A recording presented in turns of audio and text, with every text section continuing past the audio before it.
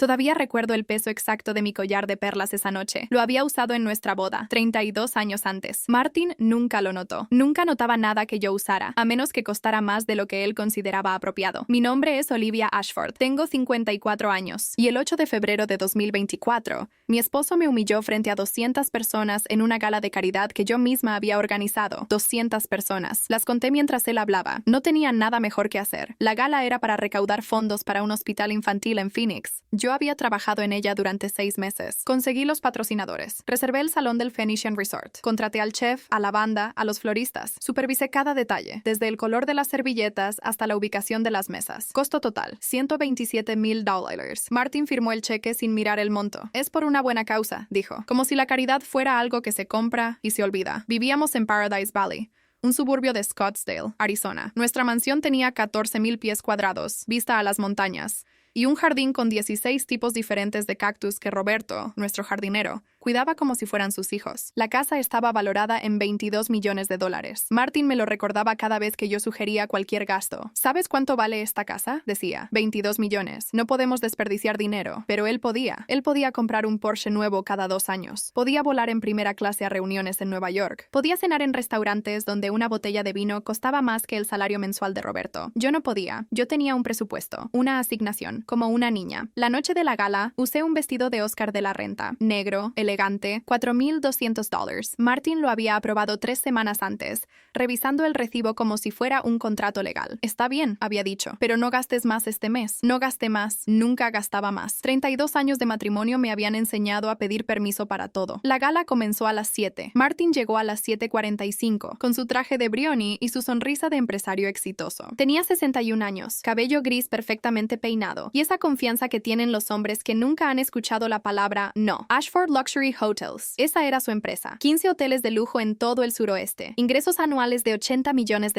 Mi imperio, lo llamaba él, como si lo hubiera construido solo. No lo había hecho. En 1994, cuando nos casamos, Martin tenía un pequeño hotel en Tucson y deudas hasta el cuello. Yo era diseñadora de interiores. Tenía mi propia firma, clientes importantes, una reputación que había construido durante 10 años y tenía una herencia. $280,000 que mis padres me habían dejado cuando murieron en un accidente de auto en 1993. Todo lo que tenían. Martin necesitaba $250,000 para salvar su hotel. Me prometió que me pagaría. Me prometió que seríamos socios. Me prometió muchas cosas. Firmé el cheque. Cerré mi firma de diseño. Me convertí en la esposa de Martin Ashford. Nunca vi ese dinero de vuelta. Nunca fui socia de nada. Mi nombre no aparecía en ningún documento de la empresa. Pero esa noche, en la gala, yo sonreía. Siempre sonreía. Era mi trabajo. La cena fue perfecta. Filete de res wagyu, langosta, un pastel de chocolate de 7 capas que había ordenado de una pastelería en Los Ángeles.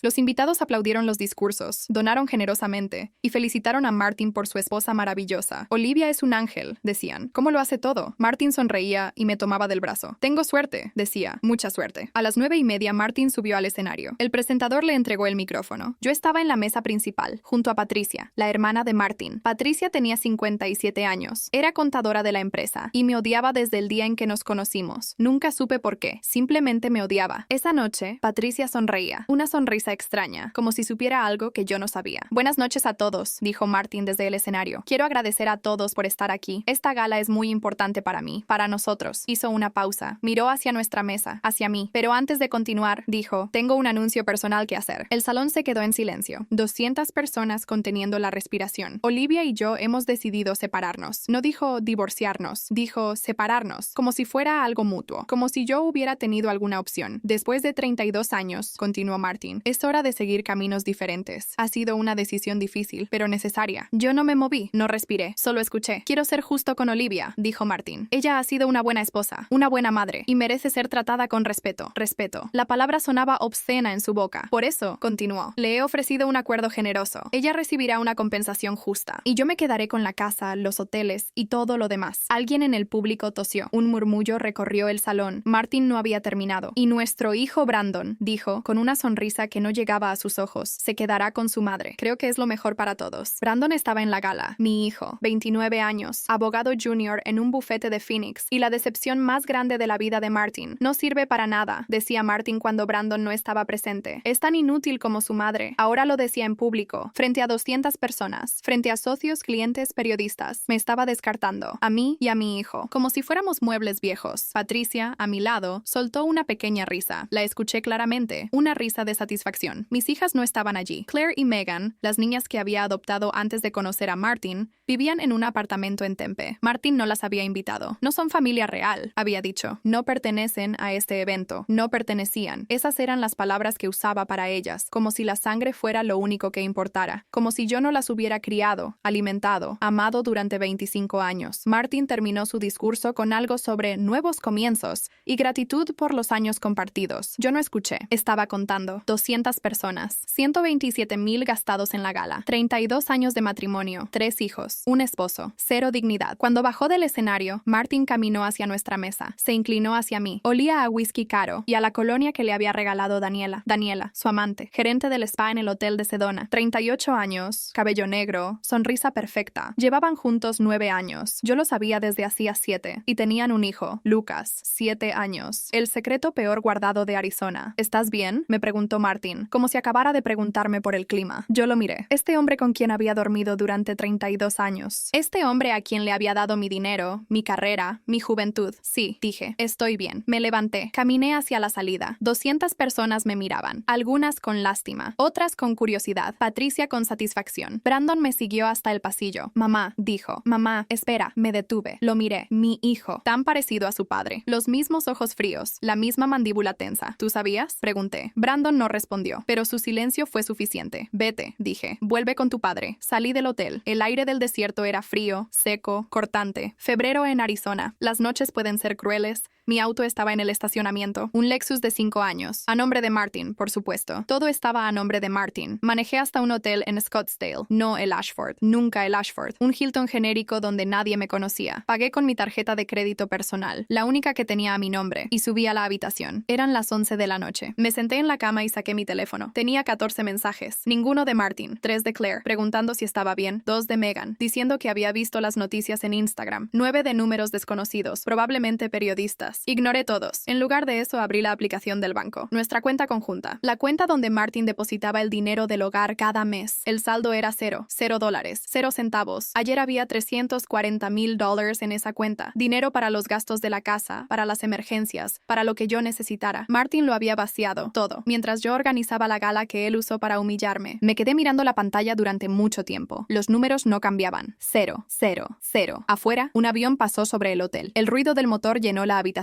por unos segundos, y luego desapareció. Pensé en llamar a Claire, pensé en llorar, pensé en muchas cosas, pero no hice nada de eso. En lugar de eso, recordé algo que había visto 3 semanas antes, cuando buscaba un documento en el escritorio de Martin, una maleta de cuero marrón, vieja, gastada, con las iniciales MA grabadas en el cierre. Martin la guardaba en el armario de su oficina, detrás de las cajas de archivos viejos. Yo nunca la había abierto, nunca me había atrevido, pero esa noche, sentada en esa habitación de hotel barata, con mi cuenta bancaria vacía y mi matrimonio destruido, tomé una decisión. Mañana iba a volver a la casa. Mañana, cuando Martin estuviera en el hotel de Phoenix para su reunión de las 9. Mañana iba a abrir esa maleta, porque algo me decía que Martin tenía secretos, muchos secretos, y yo estaba cansada de no saber la verdad. Me acosté en la cama del hotel. El colchón era duro. Las sábanas olían a detergente industrial. El aire acondicionado hacía un ruido constante, como un animal enfermo. Pero por primera vez en 32 años, no estaba esperando que Martin me dijera qué hacer. Estaba esperando el amanecer. Y cuando llegara, iba a descubrir exactamente cuánto me había costado este matrimonio, y exactamente cuánto le iba a costar a él. La mañana siguiente a la gala, me desperté en aquella habitación de hotel con el cuello rígido y una claridad que no había sentido en años. Eran las 6:23 de la mañana. La luz gris del desierto se filtraba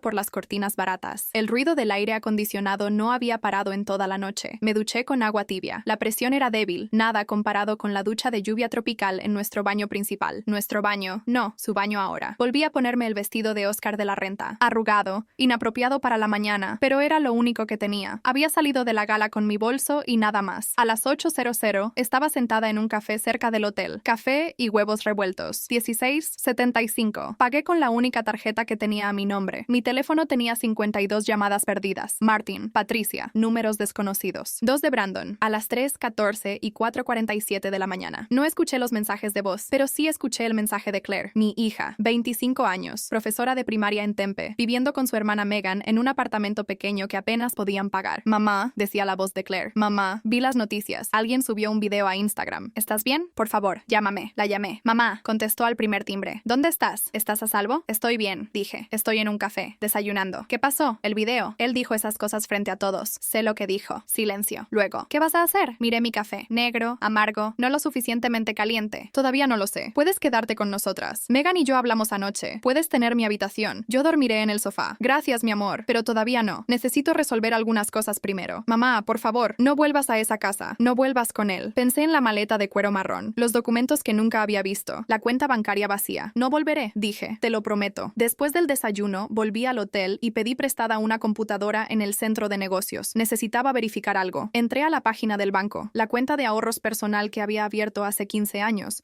donde depositaba pequeñas cantidades cuando podía. Mi fondo de emergencia secreto. Saldo, 23,847. Martin no sabía de esta cuenta. Nunca se lo había dicho. Era mi único secreto en 32 años de matrimonio. $23,847 no era mucho. No era suficiente para un abogado caro, ni para un apartamento decente, ni para empezar de nuevo. Pero era algo. Era mío. A las 11 de la mañana, mi teléfono sonó. Patricia, contesté. Olivia. Su voz era fría, profesional. Necesitamos hablar. Estoy escuchando. No por teléfono. Ven a la casa. A la 1. A la casa donde probablemente ya cambiaron las cerraduras. Una pausa. Roberto te dejará entrar. Tenemos que discutir el acuerdo. Estoy segura de que sí. Manejé a Paradise Valley. La casa se veía igual que siempre. Paredes de adobe, jardín de cactus, vista a las montañas. El sueño americano del desierto, si el sueño incluía secretos de millones de dólares. Patricia me esperaba en la sala. Llevaba un traje gris de Chanel, su cabello rubio teñido perfectamente peinado, su rostro inexpresivo. Siéntate, dijo. Prefiero estar de pie, suspiró. Como quieras. Seré directa. Martin está dispuesto a ofrecerte un acuerdo. $400,000, el Lexus, y te vas. ¿Me voy de qué, exactamente? De todo. La casa, los hoteles, cualquier reclamo sobre los bienes matrimoniales. Miré alrededor de la sala, los muebles que yo había elegido, las obras de arte que yo había seleccionado, la casa que yo había convertido en un hogar durante 32 años. ¿Y si no acepto? Los ojos de Patricia se endurecieron. Entonces vamos a juicio, y Martin se verá obligado a revelar ciertas preocupaciones sobre tu estado mental. Mi estado mental. Has estado bajo mucha presión. Todos lo vemos. La gala anoche. Apenas reaccionaste. Algunos dirían que eso es una señal de disociación, de inestabilidad emocional. Entendí entonces. Esta era la amenaza. Acepta las migajas, o te destruiremos. Tengo un psiquiatra dispuesto a testificar, continuó Patricia. El doctor Raymond Cole. Muy respetado, muy creíble. Y muy caro, me imagino. Sonrió. Martin puede pagarlo mejor. Caminé hacia la ventana. El jardín estaba perfecto, como siempre. Roberto había plantado nuevas flores junto al camino de piedra. Llevaba 20 años trabajando para nosotros. Martin nunca se había molestado en aprender su apellido. Necesito tiempo para pensar, dije. Tienes 5 días. Después de eso, la oferta expira y procedemos con el litigio. 5 días. Considera cuidadosamente, Olivia. No tienes ingresos. No tienes bienes a tu nombre. No tienes carrera a la cual volver. ¿Con qué exactamente vas a pelear? Me volteé para mirarla. Esta mujer que me había despreciado durante 32 años. Esta mujer que ayudaba a su hermano a esconder quién sabe qué. Esta mujer que ahora intentaba echarme de mi propia vida con $400,000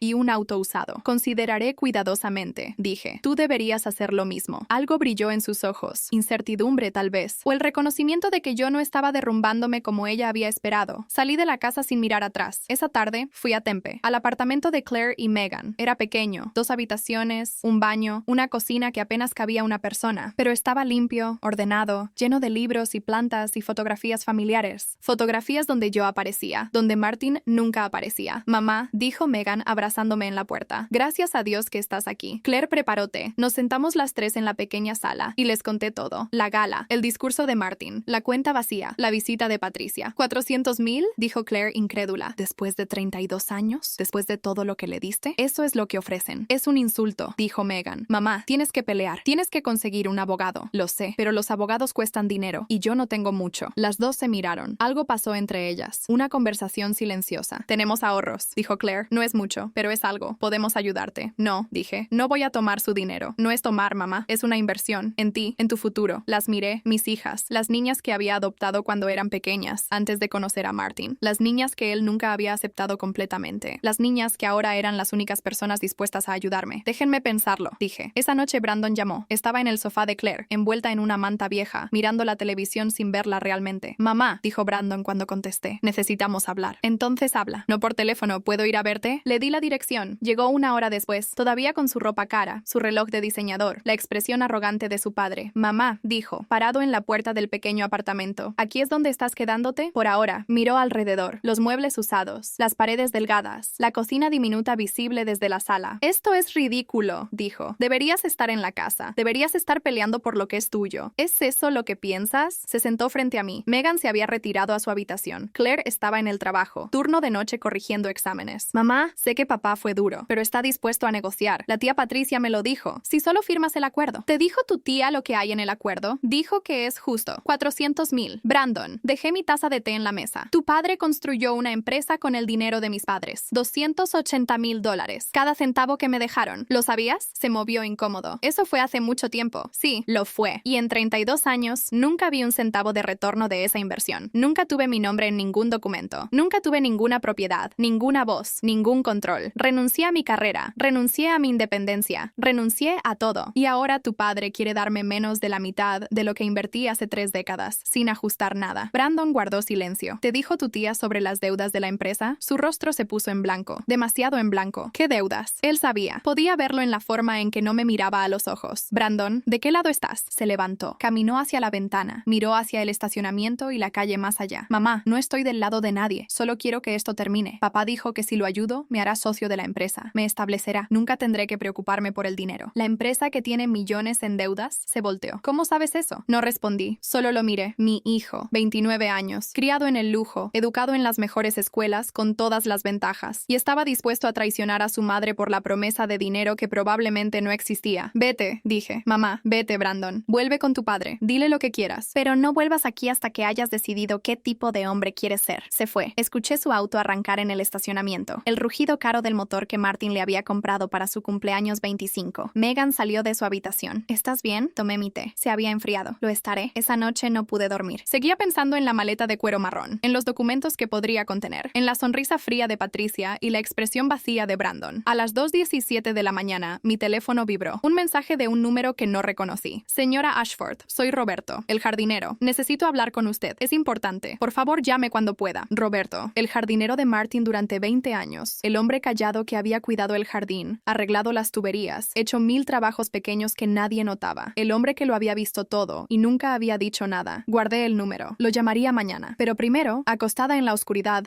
hice una lista en mi cabeza. Las personas que me habían traicionado. Martin, Patricia, Brandon, las empleadas que habían cubierto a Daniela, los contadores que habían escondido las deudas, los abogados que habían preparado documentos que yo nunca debería haber visto. Y luego hice otra lista. Las personas que todavía estaban de mi lado. Claire, Megan, tal vez Roberto. 3 personas contra un ejército. Pero yo tenía algo que ellos no sabían. Tenía mi cuenta secreta, tenía mis sospechas, y pronto tendría la maleta de cuero marrón. 3 días después, la presión se intensificó. Patricia envió un mensajero con un acuerdo de 50 páginas. Se suponía que debía firmar cada página. El abogado de Martin envió una carta amenazando con congelar mi tarjeta de crédito si no cooperaba. Y Brandon, mi propio hijo, fue visto entrando a la casa de Patricia a las 11 de la noche. Yo lo vi. Había manejado hasta Paradise Valley, pensando en entrar a la casa cuando Martin no estuviera, pensando en buscar la maleta de cuero. Pero cuando pasé por la calle de Patricia, vi el auto de Brandon estacionado afuera. Lo llamé 1 vez, 2 veces, 3 veces. No contestó. Desde mi auto, estacionada en la oscuridad al final de la calle, lo vi salir de la casa de Patricia 2 horas después. Se reían de algo. Patricia le dio una palmada en el hombro, una palmada de complicidad. Mi hijo, mi propio hijo, estaba conspirando con ella, contra mí. Manejé de regreso a Tempe en silencio. El desierto estaba oscuro, infinito, lleno de cosas que acechaban en las sombras. Pensé en llamar a Claire, pensé en llorar, pensé en rendirme, pero no hice nada de eso. En cambio, recordé quién era yo antes de ser la esposa de Martin Ashford. Recordé a la mujer que había construido su propia empresa, que había tomado riesgos, que no le tenía miedo a nadie. Esa mujer todavía estaba dentro de mí, enterrada bajo 32 años de sí, cariño y como tú digas, y sonrisas falsas. Pero seguía ahí, y era hora de despertarla. Vinieron por mí un martes. Era el 5 de marzo de 2024, 25 días después de la gala. Estaba quedándome en el apartamento de Claire, durmiendo en su sofá, tratando de planear mi siguiente movimiento. A las 7:30 de la mañana, alguien tocó la puerta. Claire ya había salido a trabajar. Megan tenía turno de noche en el hospital. Estaba sola. Abrí la puerta y encontré a 2 policías y una mujer con un traje gris sosteniendo un portapapeles. ¿Olivia Ashford?, preguntó la mujer. Sí, soy la doctora Helena Morrison, del Centro Psiquiátrico de Sedona. Tenemos una orden judicial para su evaluación temporal. Me entregó un documento. Lo leí 2 veces, con las manos manos temblando. Retención psiquiátrica involuntaria. 72 horas. Firmada por un juez en Phoenix. La petición había sido presentada por Patricia Ashford, citando preocupaciones sobre el estado mental de la señora Ashford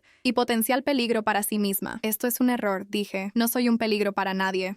Señora, solo estamos siguiendo la orden del tribunal. Puede impugnarla después del periodo de evaluación. Tengo derechos. Quiero llamar a mi abogado. Tendrá acceso a un teléfono en las instalaciones. No me esposaron. No fue necesario. Fui tranquilamente, porque sabía que resistir solo me haría parecer más inestable. Esa era la trampa. Peleas y demuestras que estás loca. Te sometes y pierdes todo. Me sometí. El viaje a Sedona tomó casi 2 horas. Me senté en la parte trasera de una camioneta blanca sin ventanas, viendo la carretera a través de una pequeña rejilla. Los asientos eran de plástico. El aire olía a desinfectante. El centro psiquiátrico de Sedona era un edificio bajo de adobe, rodeado de rocas rojas. Parecía un retiro espiritual. Se sentía como una prisión. Me quitaron la ropa, me quitaron el teléfono, me quitaron el bolso con todo lo que tenía dentro. Las pertenencias personales serán devueltas al ser dada de alta, me dijo una enfermera. Procedimiento estándar. Procedimiento estándar. Escuché esa frase 100 veces en las siguientes 72 horas. Me pusieron en una habitación con paredes color arena, una cama estrecha y una ventana que no se abría. El baño no tenía puerta. El espejo era de metal pulido, no de vidrio. Nada que pudiera usar para hacerme daño, porque eso era lo que estaban insinuando, que era suicida, que la humillación en la gala me había roto, que necesitaba ser observada por mi propia seguridad. No era suicida, estaba furiosa, pero la furia, en un centro psiquiátrico, se parece mucho a la inestabilidad, así que me mantuve callada. El primer día, me reuní con el doctor Raymond Cole, el psiquiatra que Patricia había mencionado. Tenía 65 años, con cabello canoso y ojos amables que no combinaban con la frialdad de sus preguntas. ¿Cómo se siente, señora Ashford? Me siento como si hubiera sido secuestrada por la familia de mi esposo. Escribió algo en su cuaderno. Esa es una palabra fuerte. Secuestrada. ¿Qué palabra usaría usted para ser sacada de mi hogar, en contra de mi voluntad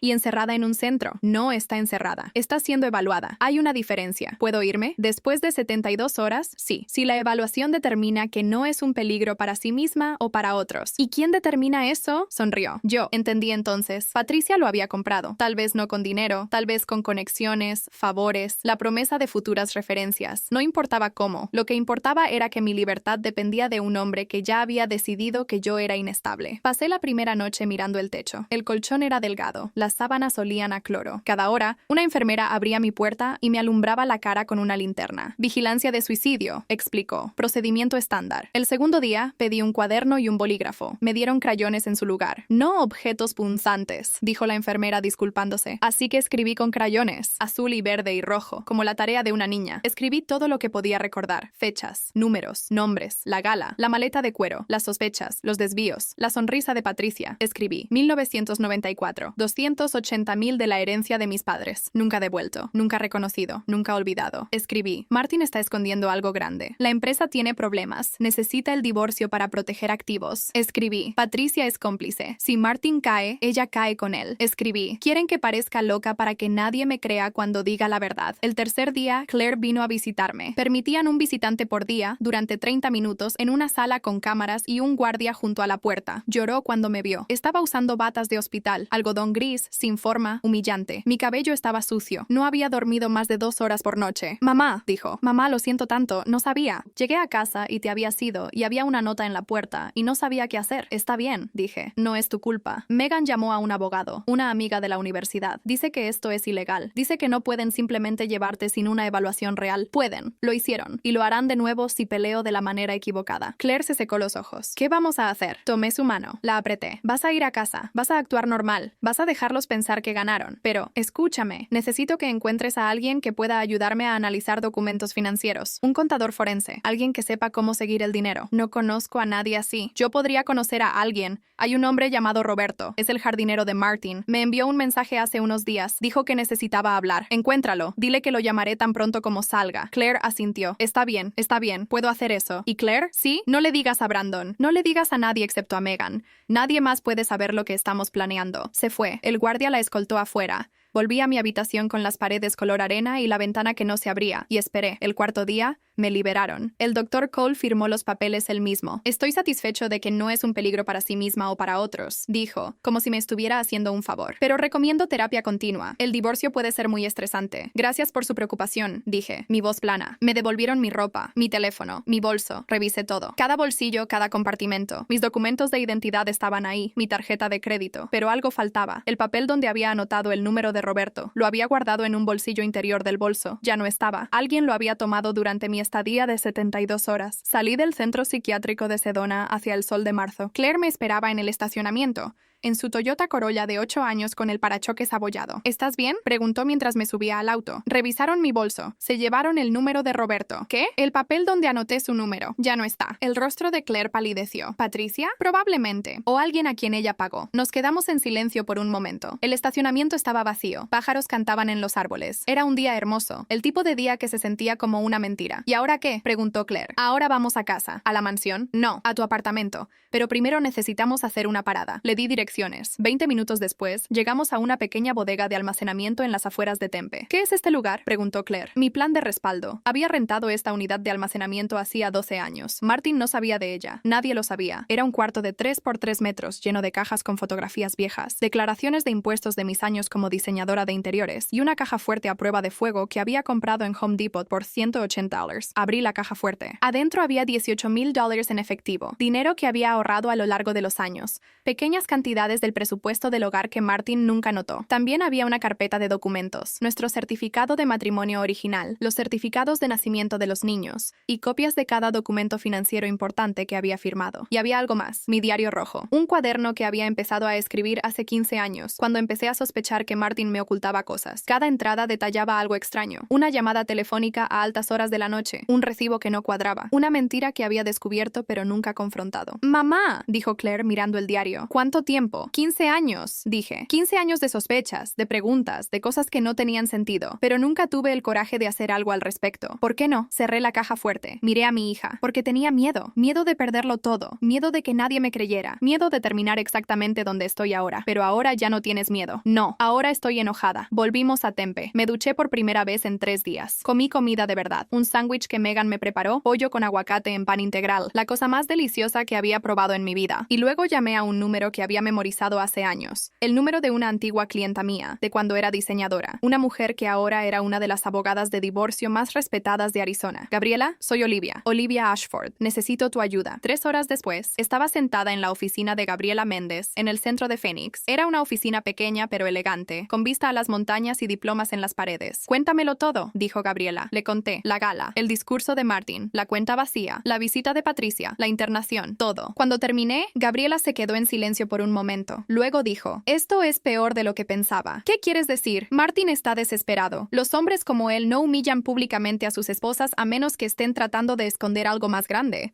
La internación psiquiátrica fue un movimiento preventivo. Querían desacreditarte antes de que pudieras descubrir lo que realmente está pasando. ¿Y qué está pasando realmente? Gabriela abrió su computadora. Tengo una amiga en el departamento de licencias comerciales. Me hizo un favor esta mañana. Giró la pantalla hacia mí. Era un documento oficial, un registro de la empresa de Martin. Ashford Luxury Hotels tiene 3 demandas pendientes por incumplimiento de pago a contratistas. Hay un embargo preventivo sobre 2 de las propiedades. Y según mis fuentes, hay un grupo de inversores que está exigiendo una auditoría completa para finales de mayo. Finales de mayo, repetí. Si esa auditoría revela lo que creo que va a revelar, Martin podría perderlo todo. Los hoteles, la casa, todo. ¿Y qué crees que va a revelar? Gabriela me miró directamente a los ojos. Fraude, desvío de fondos, posiblemente lavado de dinero. Mi amiga dice que hay rumores de que Patricia ha estado moviendo dinero a cuentas en el extranjero durante años. Me quedé sin aire. Sabía que Martin me ocultaba cosas, pero esto era más grande de lo que había imaginado. ¿Qué hago ahora?, pregunté. Primero necesitamos conseguir documentos. Todo lo que puedas encontrar. Estados de cuenta, recibos, cualquier cosa. Segundo, necesitamos encontrar a alguien dentro que esté dispuesto a hablar. El jardinero, dije. Roberto, me envió un mensaje diciendo que necesitaba hablar, pero Patricia se llevó su número. Gabriela sonrió. Déjame ver qué puedo hacer. 2 días después, recibí una llamada de un número desconocido. Señora Ashford, soy Roberto. La abogada Méndez me dio su número. ¿Podemos hablar? Nos reunimos en un café en mesa, lejos de Scottsdale, lejos de cualquiera que pudiera reconocernos. Roberto llegó primero. Se veía más viejo de lo que recordaba. estaba, cansado. Llevaba jeans y una camisa de trabajo, ropa que nunca le había visto usar. Siempre vestía uniforme cuando trabajaba para Martin. Señora Ashford, dijo, levantándose cuando me acerqué. Por favor, siéntese. Me senté frente a él. El café estaba casi vacío. Una mesera trajo café sin que nadie lo pidiera. Gracias por reunirse conmigo, dije. Debí haberla llamado antes. Lo siento. Tenía miedo. ¿Miedo de qué? Miró hacia abajo, a su café. El señor Ashford no me ha pagado en 10 meses. Sigue diciendo que el dinero viene, que hay problemas de flujo de caja, que tengo que ser paciente. Pero tengo una familia, una hija en la universidad. No puedo esperar para siempre. ¿10 meses? No le está pagando a mucha gente. Las empleadas domésticas, el equipo de mantenimiento de los hoteles. Debe miles, decenas de miles. Esto confirmaba lo que Gabriela había descubierto. La empresa estaba desangrándose. Martin estaba robando de un lado para pagar el otro y eventualmente se quedaría sin opciones. Hay algo más, dijo Roberto. Metió la mano en su chaqueta y sacó un sobre Manila, viejo, gastado. ¿Qué es esto? Lo encontré hace 3 meses, cuando estaba limpiando el garaje del señor Ashford. Estaba escondido detrás de unas cajas viejas. Creo que él se olvidó de que estaba ahí. Abrí el sobre. Adentro había fotografías, docenas de ellas, Martin y Daniela, en restaurantes, en hoteles, en una playa que no reconocí. Y en una de las fotos, Daniela sostenía un bebé. Lucas, dije en voz baja. Hay más, dijo Roberto. Mire la última foto. La busqué. Era diferente a las otras. No era una foto romántica. Era una foto de un documento, un contrato, un acuerdo de compra, por una casa en Tucson, a nombre de Daniela Vega, por $1, 2 millones, fechado 3 años antes. Martin le había comprado una casa a su amante, con dinero de la empresa, mientras me decía a mí que no podíamos desperdiciar dinero. ¿Por qué me está ayudando? Vos pregunté. Roberto me miró por un largo momento. Porque en 20 años usted fue la única que me trató como persona. Usted aprendió mi nombre. Usted me preguntaba por mi hija. Usted me daba regalos de Navidad. Le pagué por su café. Le di $6,000 de mi caja fuerte. Pago parcial por los 10 meses que Martin le debía. Intentó rechazarlo. Insistí. Busque otro trabajo, le dije. Aléjese de esa familia. Va a colapsar y no quiere estar ahí cuando suceda. Asintió. ¿Y usted? Miré por la ventana del café. El sol se estaba poniendo. El cielo era naranja y púrpura, hermoso e indiferente. ¿Yo? Dije. Voy a asegurarme de ser quien lo empuje. El despacho de Gabriela Méndez olía a café recién hecho y a libros viejos. Era un olor reconfortante. El olor de alguien que sabía lo que estaba haciendo. Nos reunimos 3 días después de mi encuentro con Roberto. Llevé todo, el sobre con las fotos, mi diario rojo de 15 años, los documentos de mi caja fuerte. Gabriela pasó 2 horas revisándolo todo. Tomaba notas, hacía preguntas. Su rostro no revelaba nada. Finalmente, cerró su cuaderno. Olivia, tu esposo está en problemas serios. ¿Qué tan serios? Del tipo que termina en bancarrota o en la cárcel. Me quedé helada. Sabía que Martin escondía cosas, pero la cárcel. Gabriela giró su computadora hacia mí. Mi investigadora encontró esto esta mañana. Registros públicos, demandas, embargos. Todo lo que tu esposo ha intentado esconder. Miré la pantalla. Documentos legales, números, nombres de bancos y empresas que no reconocía. Ashford Luxury Hotels tiene deudas por aproximadamente 67 millones, dijo Gabriela. De esos, 53 millones están garantizados personalmente por Martin. Si la empresa no puede pagar, él paga. 53 millones. Eso no es lo peor. La casa de Paradise Valley tiene 3 hipotecas. Primera, por 10 millones en 2018. Segunda, por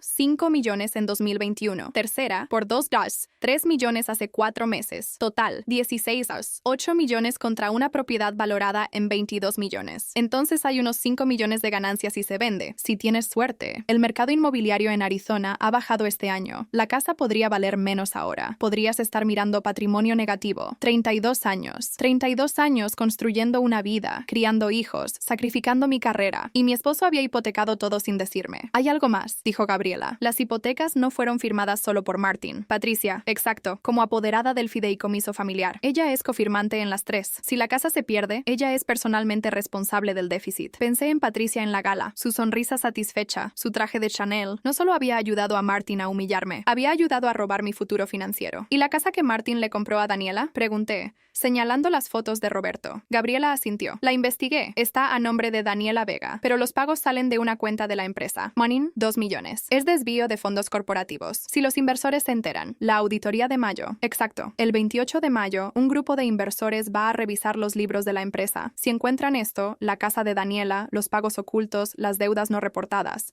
Martin podría enfrentar cargos criminales. ¿Y Patricia? Ella firmó los documentos contables. Si hay fraude, ella es cómplice. Me recliné en la silla. El peso de la información era abrumador, pero también era liberador. Por primera vez, yo sabía algo que ellos no sabían que yo sabía. ¿Cuáles son mis opciones?, pregunté. Gabriela se quitó los lentes. Tienes dos. Opción 1. Pelear por la mitad de todo. Ir a juicio, exigir una contabilidad completa, exponer las deudas. Podrías obtener algo, pero será una fracción de lo que pensabas, y los honorarios legales se llevarán la mayor parte. Y la opción 2, déjalo quedarse con todo. Parpadee. ¿Qué? Deja que se quede con la casa, los hoteles, los autos, todo. No pelees nada. Simplemente vete. ¿Cómo es eso mejor? Gabriela sonrió. No era una sonrisa amable. Era la sonrisa de alguien que había visto este juego muchas veces. Porque ahora mismo Martin cree que está ganando, cree que no sabe sobre las deudas, cree que cuando el divorcio sea final, él será dueño de activos que valen millones y tú te habrás ido con $400,000 y un auto usado. Pero los activos no valen millones. Exacto, valen negativo 15 millones, una vez que consideras las garantías y las hipotecas. Si peleas, él tendrá tiempo para reestructurar, esconder activos, tal vez hasta declarar bancarrota estratégicamente. Pero si lo dejas ganar rápidamente, hereda el desastre y tú te vas limpia, sin deudas, sin responsabilidad, sin conexión con el colapso. Pensé en ello. 32 años de matrimonio, 32 años de sacrificio,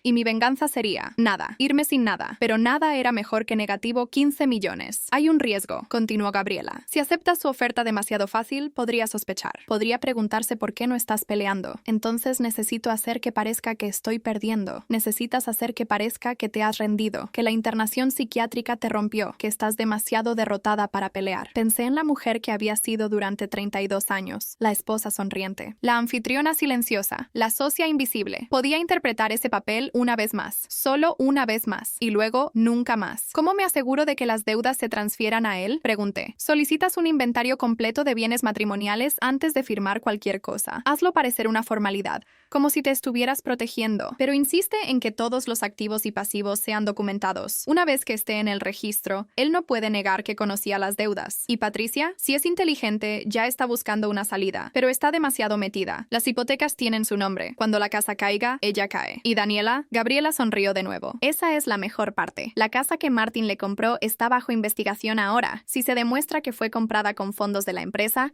el banco puede embargarla. Daniela podría perder todo también. Me puse de pie. Mis piernas estaban firmes. Mi mente estaba clara. ¿Cuánto te debo por esta consulta? Nada todavía. Si ganamos, y vamos a ganar, me pagas entonces. No habrá juicio. Gabriela levantó una ceja. No, porque Martin va a darme exactamente lo que quiero. ¿Y qué es eso? Recogí mi bolso. Verifiqué que todos los documentos estuvieran seguros dentro. Va a darme nada, dije, y va a pensar que ganó. 2 semanas después estaba de pie en un tribunal de Phoenix. Martin estaba ahí, en su traje de Brioni de 6,000, luciendo confiado. Patricia estaba a su lado, susurrándole algo a su abogado. Brandon estaba sentado en la galería, evitando mis ojos. Claire y Megan también estaban ahí, en la última fila, mis partidarias, mis testigos. El juez era un hombre cansado de unos 60 años. Había visto miles de divorcios. Este era solo uno más. Señora Ashford, dijo, entiendo que ha aceptado el acuerdo propuesto. Me puse de pie. Mi voz era firme. Así es, su señoría. ¿Y entiende lo que está aceptando? Está aceptando $400,000 y un vehículo, y renunciando a todos los reclamos sobre la casa familiar, la empresa y todos los demás activos. Entiendo. Martin sonrió. Patricia sonrió. Pensaban que habían ganado. Sin embargo, continué, solicito que el tribunal requiera un inventario completo de todos los bienes y pasivos matrimoniales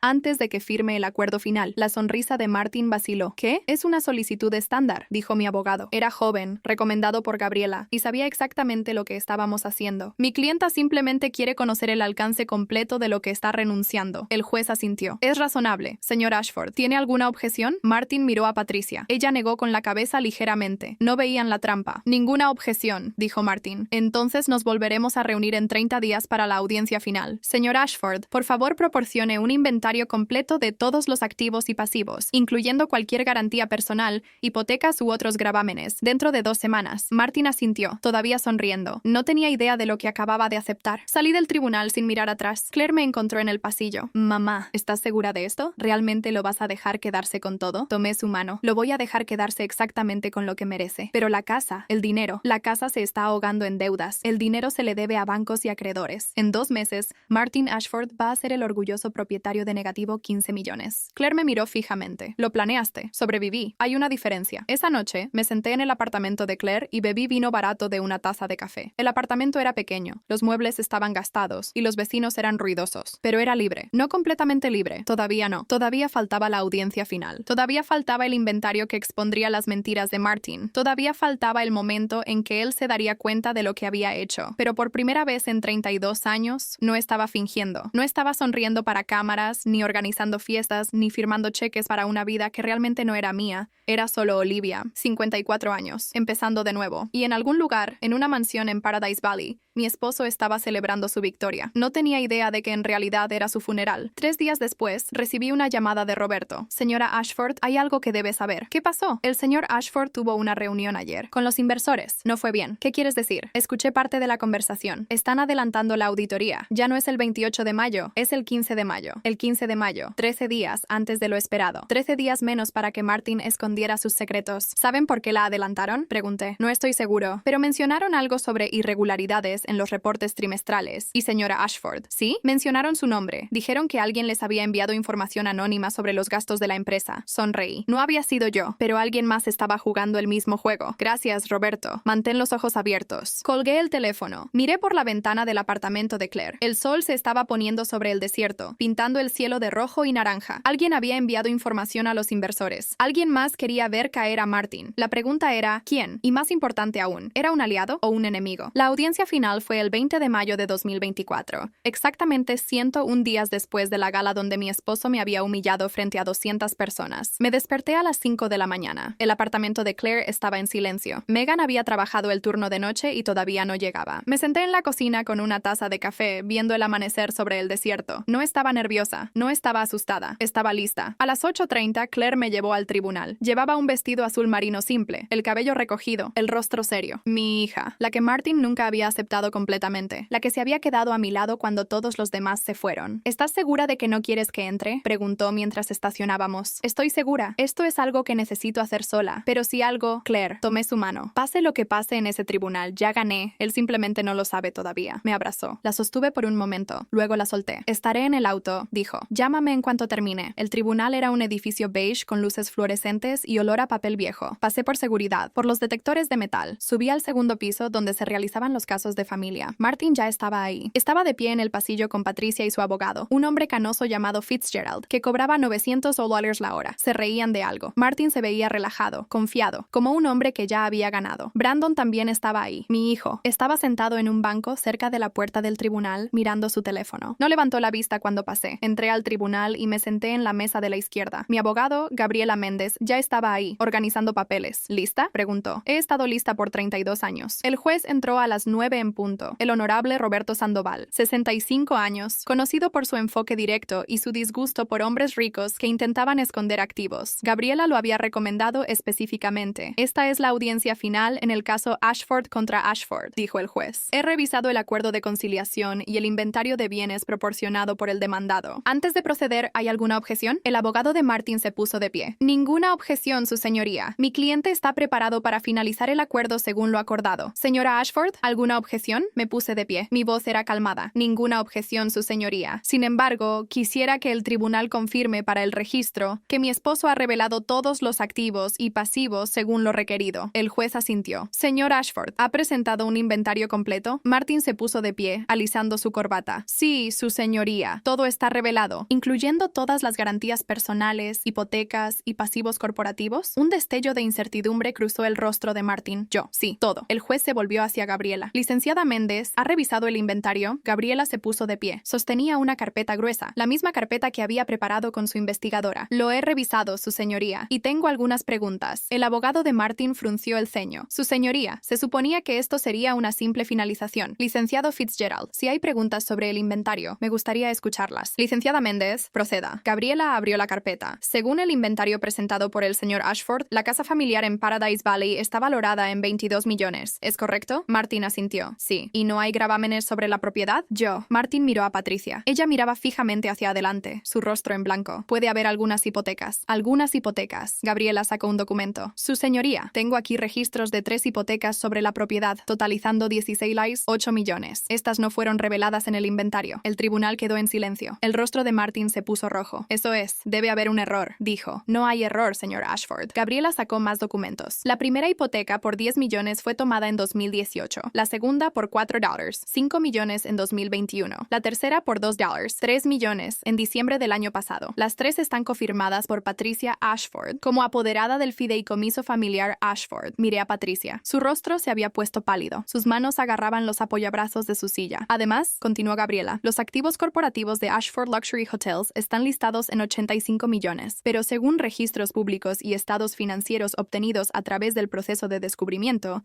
la empresa tiene deudas pendientes de aproximadamente 67 millones, incluyendo 53 millones en garantías personales firmadas por el señor Ashford. El abogado de Martin se puso de pie. Su señoría, esto es, necesitamos un receso. Siéntese, licenciado Fitzgerald. La voz del juez era hielo. Señor Ashford presentó conscientemente un inventario incompleto a este tribunal. Martin estaba sudando ahora.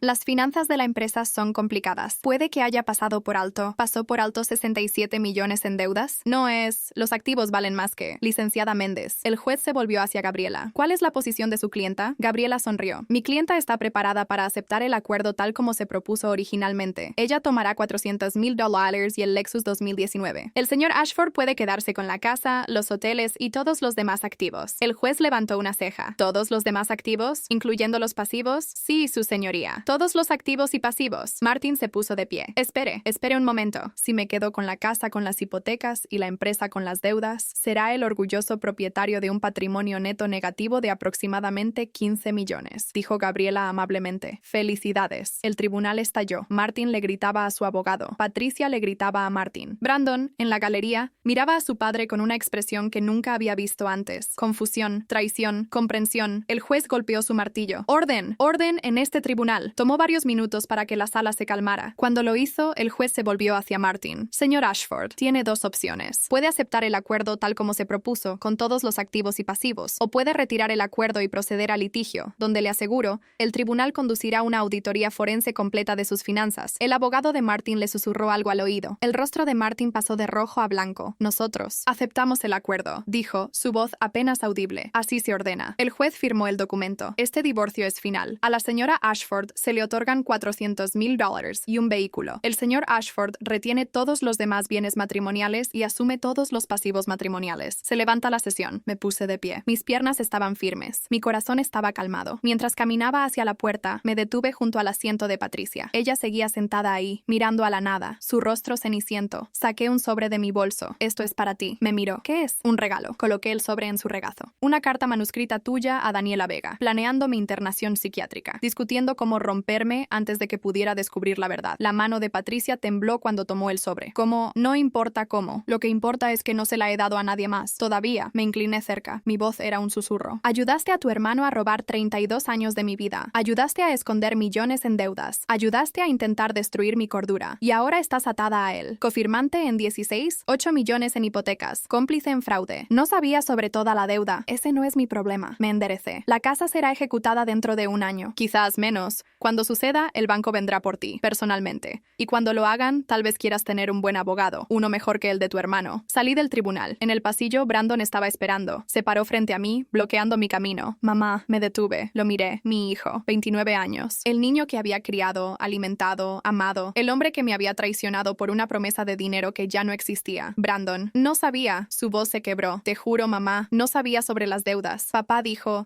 que seríamos ricos. Dijo que tú solo estabas siendo codiciosa. Dijo muchas cosas. Tú le creíste. Estaba equivocado. Sé que estaba equivocado. Por favor, mamá. Por favor, perdóname. Lo miré por un largo momento. Este muchacho que había elegido las mentiras de su padre sobre la verdad de su madre. Este muchacho que había conspirado para internarme. Este muchacho que ahora lloraba en el pasillo de un tribunal, dándose cuenta de que todo lo que su padre había prometido era polvo. El perdón toma tiempo, dije finalmente. Pero puedes empezar a ganártelo. ¿Cómo? Tus hermanas, Claire y Megan, me han estado apoyando mientras tú contabas tu herencia. Necesitan ayuda con el alquiler, con la comida, con la vida. Si quieres ser parte de esta familia de nuevo, puedes empezar ahí. Brandon asintió, lágrimas corriendo por su rostro. Está bien, lo haré. Haré lo que sea necesario. Ya veremos. Caminé más allá de él, fuera del tribunal, hacia la luz del sol de mayo. Claire estaba esperando en el auto. Vio mi rostro y supo. ¿Terminó? Terminó. Me abrazó a través de la consola central, incómoda y feroz. Estoy tan orgullosa de ti, mamá. La abracé de vuelta. Y por primera vez en meses, lloré. No lágrimas de tristeza, no lágrimas de rabia, lágrimas de alivio. Se había acabado. El matrimonio, las mentiras, el fingir, era libre. Pero mientras nos alejamos alejábamos del tribunal, pensé en algo que había descubierto la semana anterior, algo que Roberto me había contado. El informante anónimo, la persona que había enviado información a los inversores, adelantando la auditoría, había sido Daniela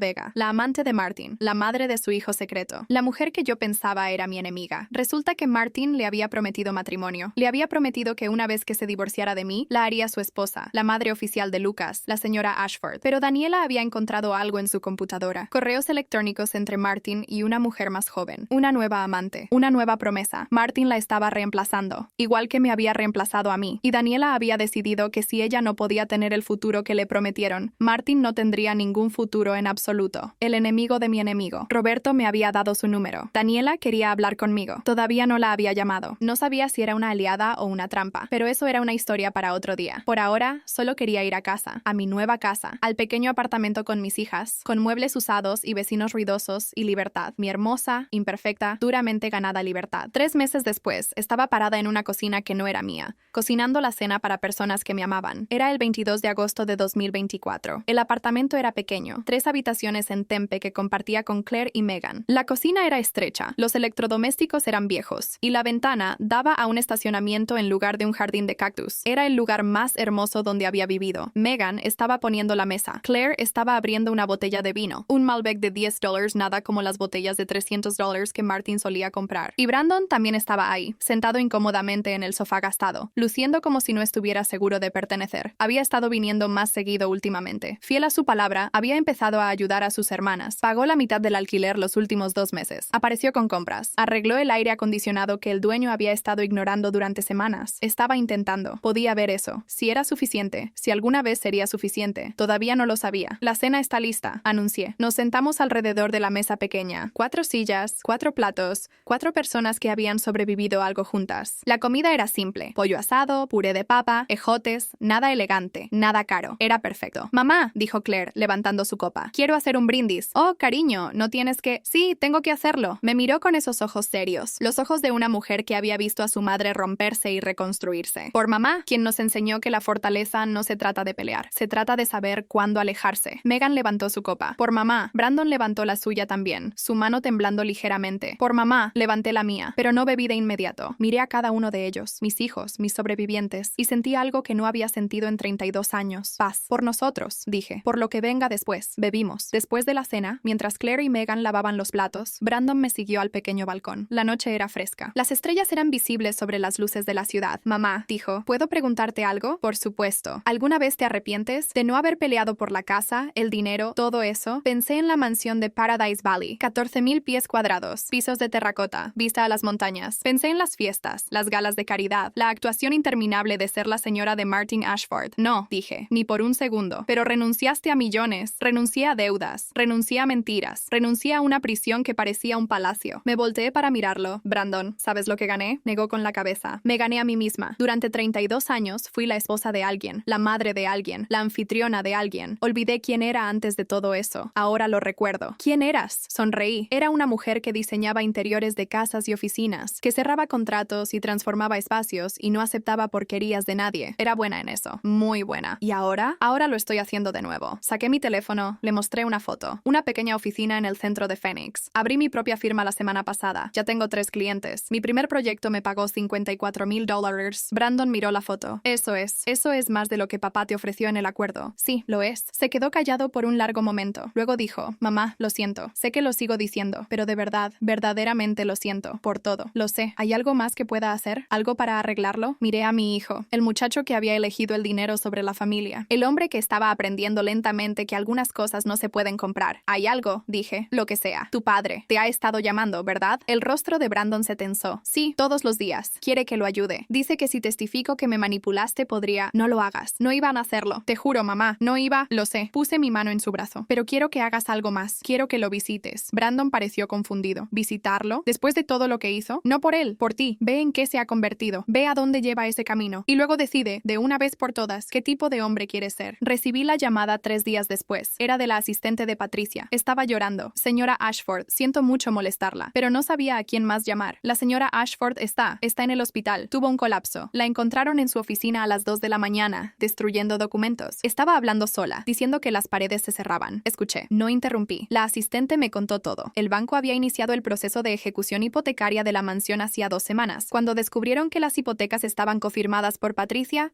también fueron por sus bienes personales, su casa en Scottsdale, sus cuentas de retiro, todo. La empresa de contabilidad donde trabajaba la había obligado a renunciar. Su reputación estaba destruida, y cuando las paredes finalmente se cerraron, ella se quebró. Sé que no le debe nada, dijo la asistente. Sé que fue terrible con usted, pero está sola, no tiene a nadie. Solo pensé que debería saberlo. Gracias por decirme, dije. Colgué. Me senté en mi pequeña sala y pensé en Patricia, la mujer que había sonreído ante mi humillación, que había ayudado a planear mi internación psiquiátrica, que había firmado millones en deudas sin cuestionar a dónde iba el dinero. Ahora estaba sola, rota, derrotada. Podría haber sentido satisfacción, venganza, finalmente completa, pero no fue así. Me sentí cansada, cansada de la rabia, cansada del odio, cansada de cargar el peso de lo que otras personas me habían hecho. Así que tomé una decisión. Tomé el teléfono, llamé a un número que había guardado hace meses. Roberto, soy Olivia, necesito un favor. 1 hora después, Roberto me recogió en su vieja camioneta. Manejamos a un centro psiquiátrico en las afueras de Phoenix. No el mismo donde me habían tenido, pero similar. Mismas paredes blancas, mismas puertas cerradas, mismo olor a desinfectante y desesperación. Patricia estaba en una habitación al final del pasillo. Estaba sentada en una silla junto a la ventana, mirando a la nada. Su cabello estaba sucio, sus ojos estaban vacíos. Se veía 20 años mayor que la última vez que la había visto. Me senté frente a ella. Patricia no respondió al principio. Luego, lentamente, volteó la cabeza. Cuando me vio, algo brilló en sus ojos. Miedo, tal vez, o vergüenza. Olivia. Su voz era un susurro.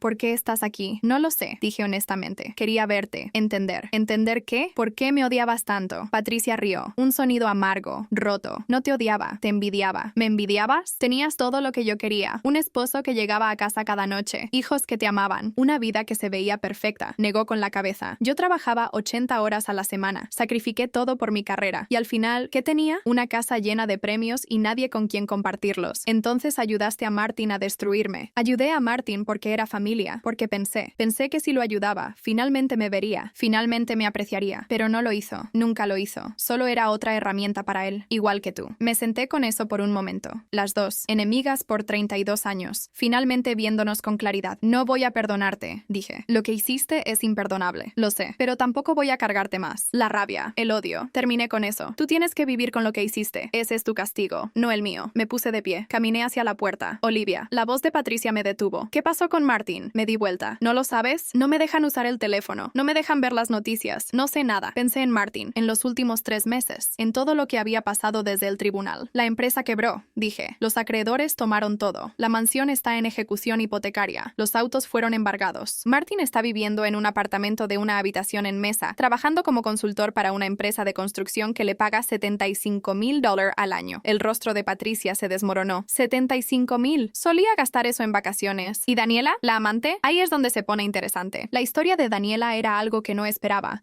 Después de que ella filtrara la información a los inversores, la información que adelantó la auditoría y aceleró el colapso de Martin, había desaparecido por un tiempo. Yo asumí que estaba escondida, avergonzada, esperando a que pasara la tormenta. Me equivoqué. Daniela me llamó 2 semanas después del tribunal. Su voz era diferente, más fuerte, más clara. Señora Ashford, necesito verla. Hay algo que debe saber. Nos reunimos en un café en Chandler. Ella llegó primero, con Lucas de la mano. El niño tenía 7 años, ojos grandes, cabello oscuro. Se parecía a Martin, pero había algo en su sonrisa que era completamente de Daniela. Gracias por venir, dijo ella. ¿Qué querías decirme? Daniela respiró hondo. Tengo documentos, muchos documentos, cosas que Martin guardaba en su computadora personal, cosas que él no sabe que yo copié, contratos falsos, pagos a funcionarios, desvíos de fondos. ¿Por qué me estás diciendo esto? Porque quiero ofrecerte un trato. La miré. Esta mujer que había dormido con mi esposo durante 9 años, que había tenido un hijo con él, que había sido cómplice en mi humillación. ¿Qué tipo de trato? Yo te doy los documentos. Tú me ayudas a desaparecer. ¿Desaparecer? Martin me amenazó. Dijo que si hablaba con alguien, me quitaría a Lucas. Dijo que tenía amigos en la corte, gente que podía declarar que yo era una madre inadecuada. Tengo miedo, señora Ashford. Tengo mucho miedo. Miré a Lucas. El niño estaba jugando con una servilleta, ajeno a la conversación, inocente, atrapado en algo que no había elegido. ¿A dónde irías? Tengo una prima en Colorado. Ella puede recibirnos hasta que encuentre trabajo, pero necesito dinero para el viaje, para establecerme. Martin vació mi cuenta cuando descubrió que yo había filtrado la información determinación. Pensé en todo lo que esta mujer me había quitado, los años, la confianza, la dignidad.